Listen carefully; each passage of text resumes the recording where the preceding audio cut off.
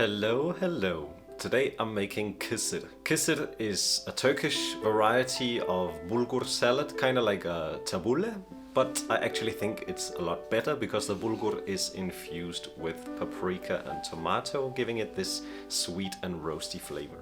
It's very simple to make, it's good meal prep because it lasts very well in the fridge and it's just delicious.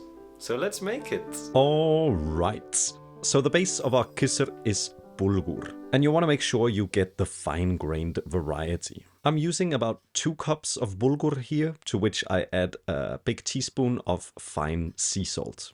And then I've got 1.5 cups of boiling hot water. Start by adding half the water, stir up the bulgur and let it sit for 5 minutes. After a 5-minute rest, you can add the other half and let it hydrate for another 5 minutes. While this is happening, grab a pan and add 4 tablespoons of olive oil, 2 crushed cloves of garlic, 2 tablespoons of Turkish red pepper paste, and 1 tablespoon of tomato paste. The Turkish pepper paste is something called biber salçası, and it is sort of a pepper concentrate similar to tomato paste. It's made in a similar way by getting the very ripe red peppers and then slice them up, de-seed them, grind them into a pulp, and then leave that pulp in the sun to reduce and become this very intense concentrate. As with tomato paste, I think it's important to heat it up before you use it. I've seen people who just throw it into the bulgur. I really think frying it in a little bit of oil gets out a lot more flavor than having it raw. You also want to add a big teaspoon of Turkish pepper flakes. What I call Turkish pepper flakes is a super underrated ingredient. It'll sometimes be sold as Aleppo pepper or in Turkish Pul Biber. It is not super spicy. As you can see, almost all the seeds have been removed and it's not the spiciest chilies. So it means you get a lot of slightly smoky chili flavor without too much heat. Stir up this mixture and let it fry in the oil for a few minutes.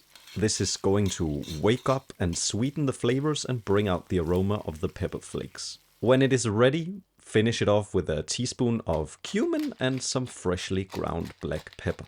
You now have a sweet and spiced paste that is going to infuse the bulgur with some amazing roasty flavors. So add it to the bowl and stir it in. I like to use my hands for this to make sure every grain of bulgur is covered in the paste. And would you look at that, a nice and beautiful color infused with flavor. Now it's time to get our fresh ingredients ready, and I have some spring onion that needs to be thinly sliced. I do the same thing with some cornichons for a little pickled element, but any pickled cucumber could work. And finally some fresh tomatoes, and here I kind of like to remove the seeds so that the bulgur doesn't get too wet and soggy, and then just dice them finely. Parsley is also essential, so grab a big bunch and slice it finely. And then I'll find a tray for serving. I'll add the bulgur and of course spill it everywhere in the process. Then comes all the fresh ingredients, as well as a big squeeze of limon, about half or a whole lemon depending on the size. And then finally some sweet and tart pomegranate molasses. This stuff is very common in Turkish cuisine and it has a very unique sweet, sour, tart flavor that I really love. Mix it all up and check whether it needs more salt and lemon, and then it is time to serve it up. Some crispy lettuce leaves and some olive oil on top, and then you're good to go. Super simple to make, big value for money, and can be a side dish or a light lunch. This is a very classic version, in my opinion, but of course you can make a lot of variations by mixing up the spices, adding other vegetables or pulses or whatever. So it's very versatile. Such an easy thing to make. And then you can also add lentils or chickpeas or whatever if you want to make it a bit more of a filling meal. And then it lasts really well in the fridge, so it's also something that you can make a big batch of and then have as your lunch for the rest of the week. So all in all, a very nice thing to have in your repertoire of vegan cooking. So damn good.